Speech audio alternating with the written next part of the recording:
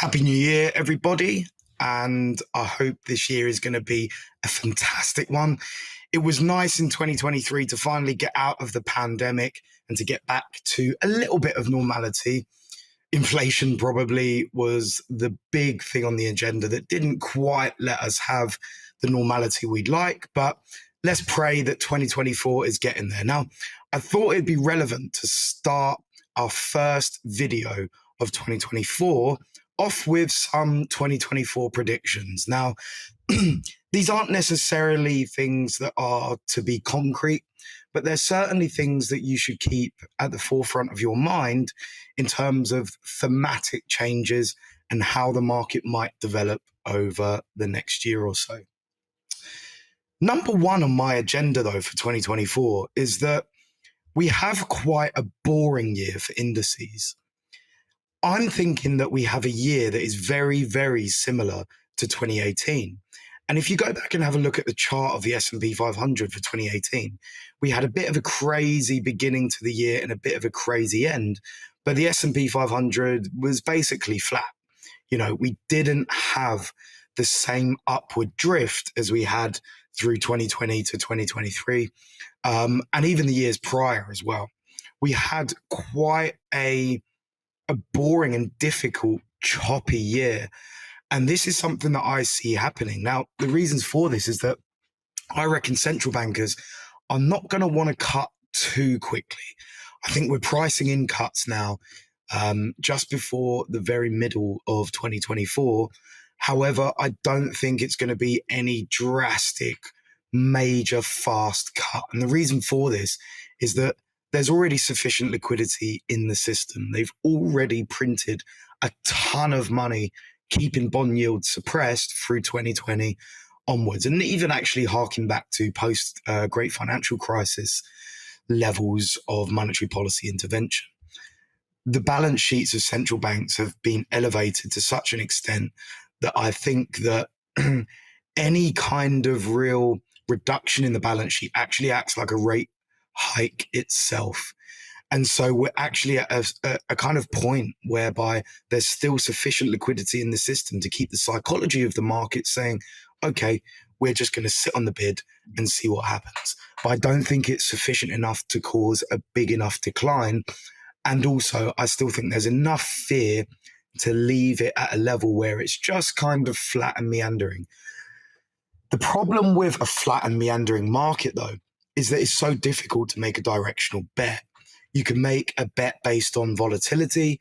You can maybe have a straddle play or a strangle, but these things are sort of beyond the directional bet, if you like.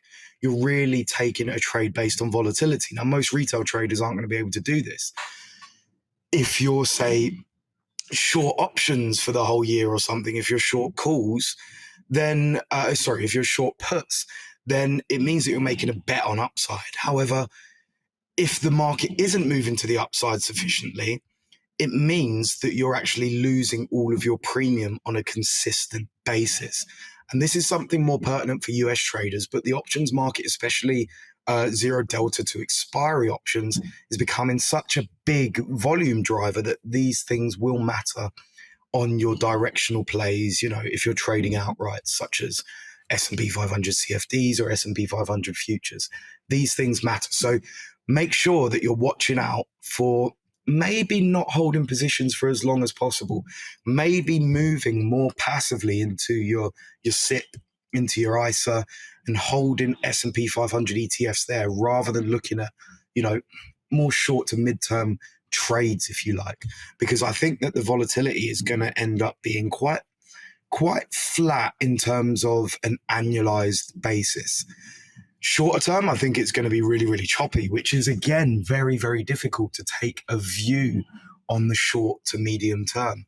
So make sure you keep that in mind. Now, the second thing that I think is going to become really, really relevant is the Middle East. I think 2024 is going to become a story, unfortunately, of Iran and Iranian proxy wars. I think over the last couple of days even, we've seen it start to amp up in the Red Sea with regards to the Houthis, with regards to Yemen. And I think this is only going to get worse. There's going to become some flashpoints, which is going to create geopolitical instability. I think the Suez Canal, again, is going to become a bit of a flashpoint. And I think there's going to be difficulties again with trade going through this year. And there's possibly going to be difficulties with the commodity market as well. We're already seeing some demand flatten off, almost in, I guess, preparation for recessionary conditions. In terms of if we look at oil forwards, demand has flattened off.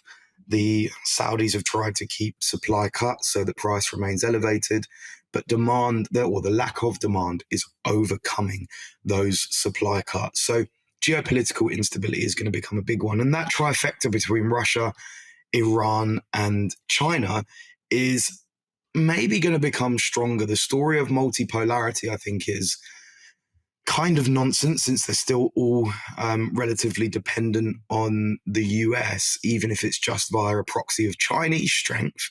So China's very dependent on the US. If Russia, Iran, and other allies want to remain strong, they need a strong China as well. So still, they can't get away from the US.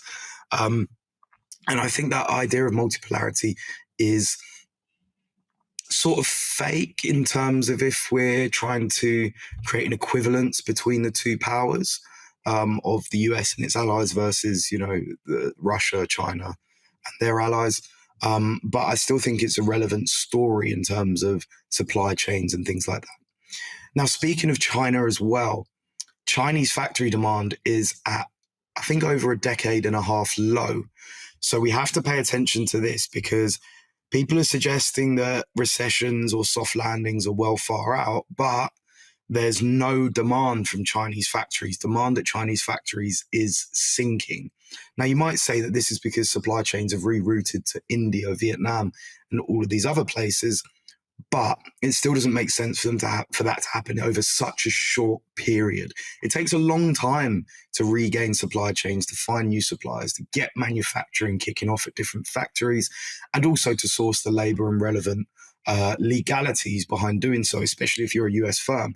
But the fact that Chinese factory demand is waning so rapidly says a lot for global demand. And did you know, actually, South Korea has just overtaken China as the US's largest export partner? That is massive, because what that's showing is that it's rather more on the tech side, okay? It's rather more on the tech side that the actual exports and trade is occurring on. So in semiconductors, chips, and things like that. NVIDIA is likely going to benefit. Taiwan Semiconductor Corporation, again, another one likely to benefit. But these things are occurring on a very rapid scale here in terms of geopolitics.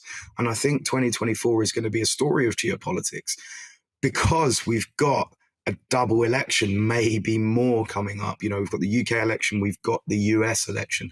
The US election, the market's never gone down. So the market tends to always go up in a US election. The extent to which is what matters, though. So I think what we'll see is, towards the end of the year, we'll probably see a ramp up once the election's done in November. But before then, it's going to be very, very choppy, with political uncertainty, geopolitical uncertainty, and also just general belief that interest rates might have to come down. And the reason for them coming down will be the tricky one. Will it be due to unemployment ticking up? Will it be due to credit issues coming? I think this is the big other story that we have to pay attention to alongside all of these others. So 2024 for me is going to be a difficult year. We're going to face choppiness, and it's going to be tough, but make sure that you're paying attention and updating your themes as often as possible, maybe even weekly, adding in little bits of information here and there, because I guarantee you it's going to be absolutely vital for navigating this year.